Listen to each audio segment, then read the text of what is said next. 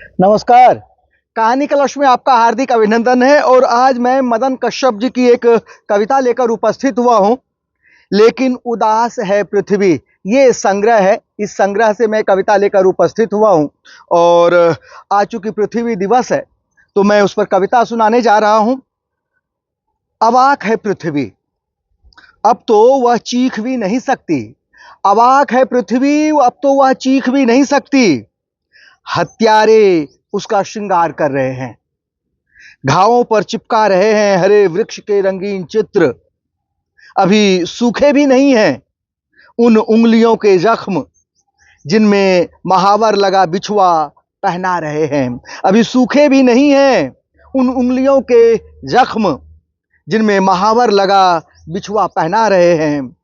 Europe के सारे बुचड़खाने, Europe के सारे बुचड़खानों पर सौंदर्यशालाओं के बोर्ड लग गए हैं, जिन्होंने अभी अभी फोड़ डाली है पृथ्वी की एक आंख। फिर से सुनिए, यूरोप के सारे बुचड़खानों पर सौंदर्यशालाओं के बोर्ड लग गए हैं, जिन्होंने अभी अभी फोड़ डाली है पृथ्वी की एक आंख। वही दूसरी आंख में संगीन से सुरमा लगा रहे हैं, वही उसकी दूसरी आंख में संगीन से सुरमा लगा रहे हैं, जिन्होंने अभी अभी फोड़ डाली है पृथ्वी की एक आंख। वही उसकी दूसरी आंख में संगीन से सुरमा लगा रहे हैं।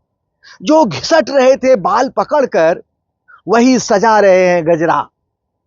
जो घिसट रहे थे बाल पकड़कर, वही सजा रहे हैं गजरा। जो मरोड़ रहे थे कलाइयां, वही पहना रहे हैं कंगन, वही पहना रहे हैं कंगन।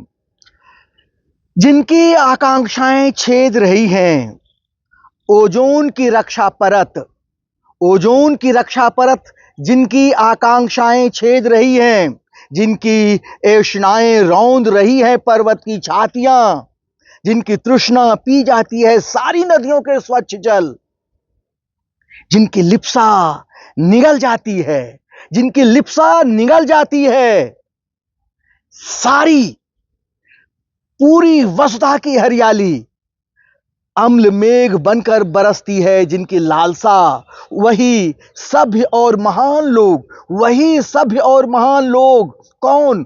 अम्ल मेघ बनकर बरसती है जिनकी लालसा।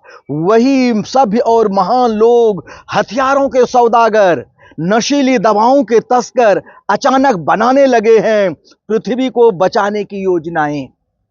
मिट्टी की रूखी देह में लगाकर नर्म विचारों के उगटन, जिनके रक्त पिपासाओं का कोई अंत नहीं, न जाने किस अंत से घबरा रहे हैं, न जाने किस अंत से घबरा रहे हैं, न जाने किस अंत से घबरा रहे हैं। धन्यवाद।